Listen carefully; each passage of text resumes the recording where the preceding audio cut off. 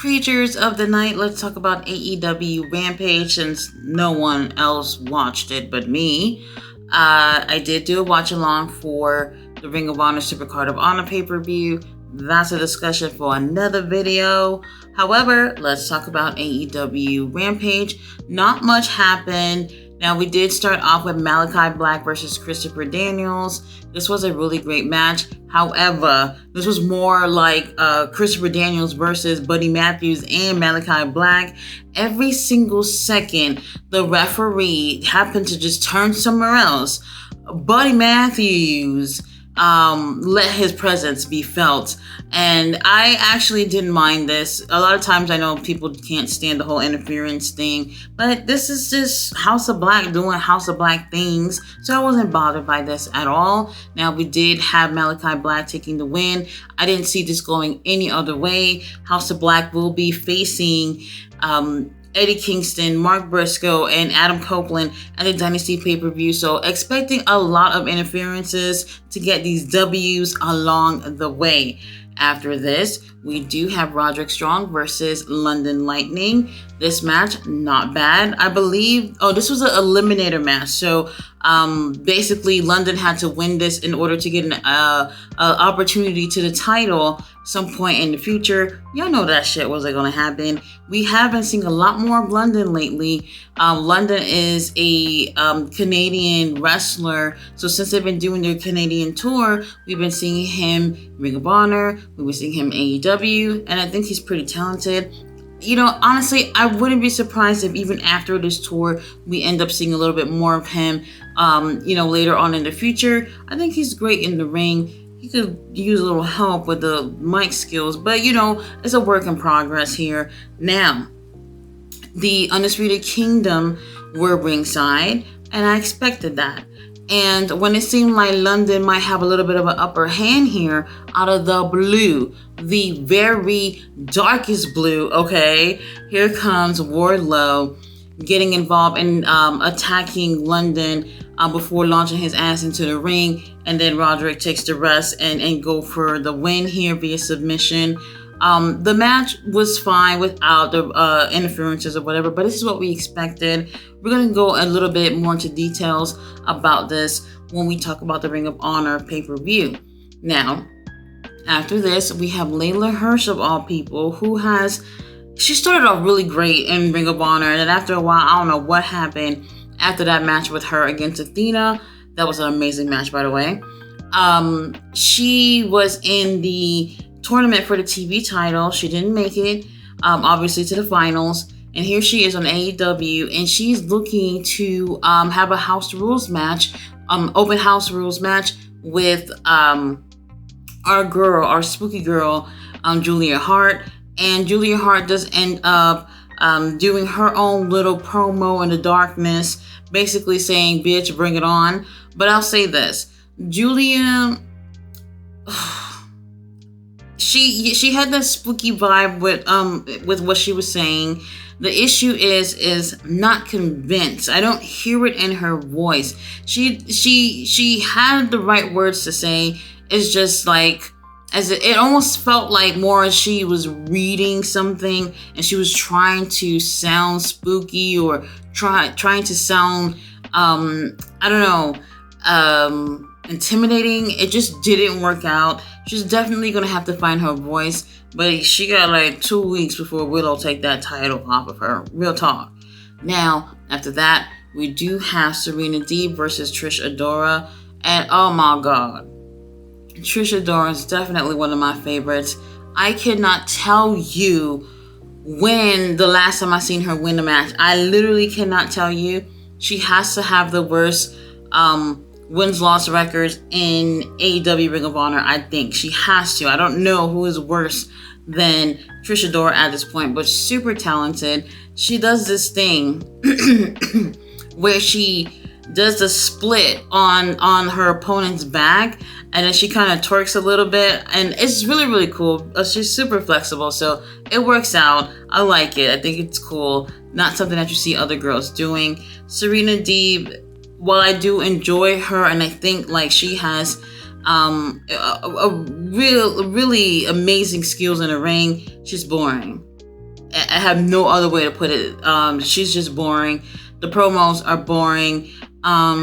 Sure, she's this intimidating wrestler in the ring, but I still feel like she can just amp up the personality in the ring. I know she's more of that no nonsense type of person. When she gets in the ring, she gets in there, get the work done, and leave. I get it, but a little more personality, a little something will definitely go a long way for Serena Deeb. I remember Serena, when I was watching the match, I was thinking about when Serena used to be in the Street Ed Society. And even though I don't think she did the most there either, I still feel like I kind of miss that Serena over than what we have right now. She just really needs to find her place in AEW.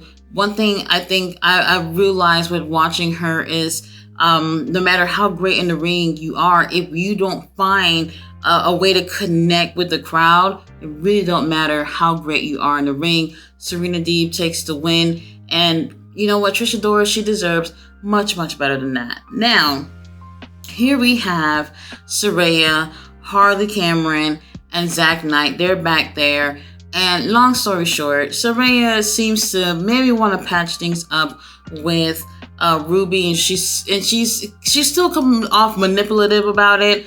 Basically, like she's like, look at what you made me do. I didn't have to do this. It doesn't have to come to this. This is your fault, you know. And here comes Zach, pretty much cutting off this whole thing and letting Angela Parker know that next week they're gonna have their little match that we've been waiting for them to have. I think it's gonna be interesting.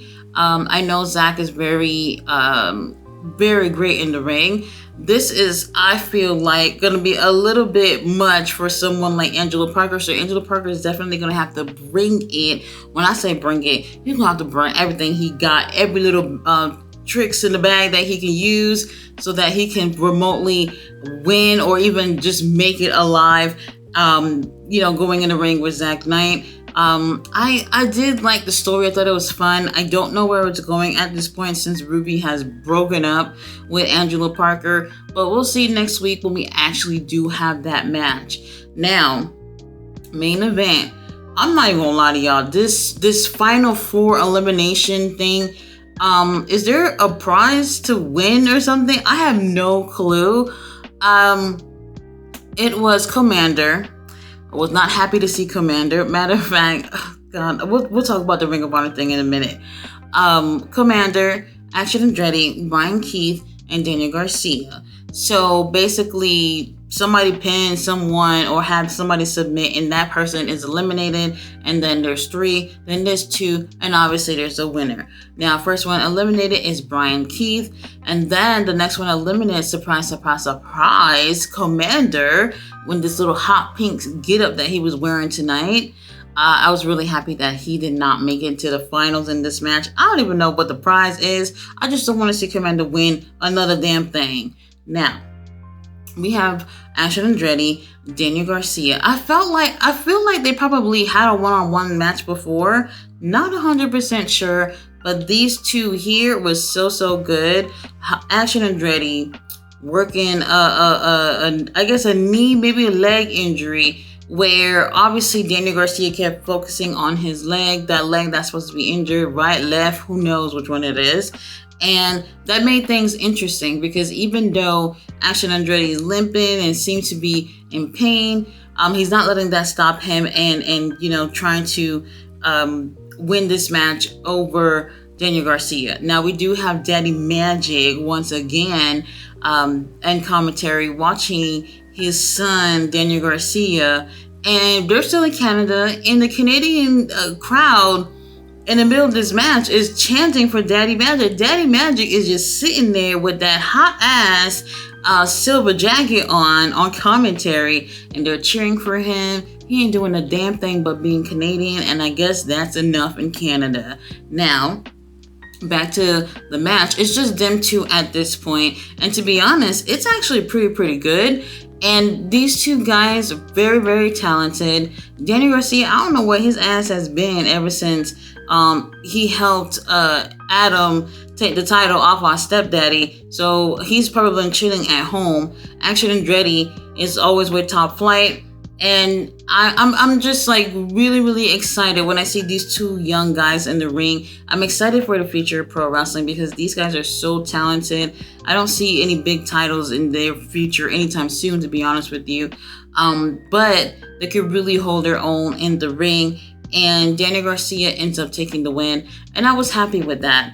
Now, Rampage, it's just Rampage. There's nothing really to be looking forward to. I do wish that they just make it a little bit more interesting. After watching the Supercard of Honor, which was like, 4 hours, maybe slightly more than 4 hours, to watch this 1 hour show, it does go by quickly, but it's not interesting enough to really catch a lot of people's attention. But it is what it is. Some of these storylines are still playing out. They're weak as fuck, but they're still there. And I can appreciate these wrestlers still trying to give us a show, even though Tony Khan is horrible at booking. Guys, thanks for watching my review. You already know the deal. I'm going to be back for WrestleMania this weekend, doing live streams for those. And then you guys can catch me on Tuesday, Dark Side of the Ring. Those are for the reviews. And then I'll be back live for Dynamite with a watch along. So thanks for watching, guys.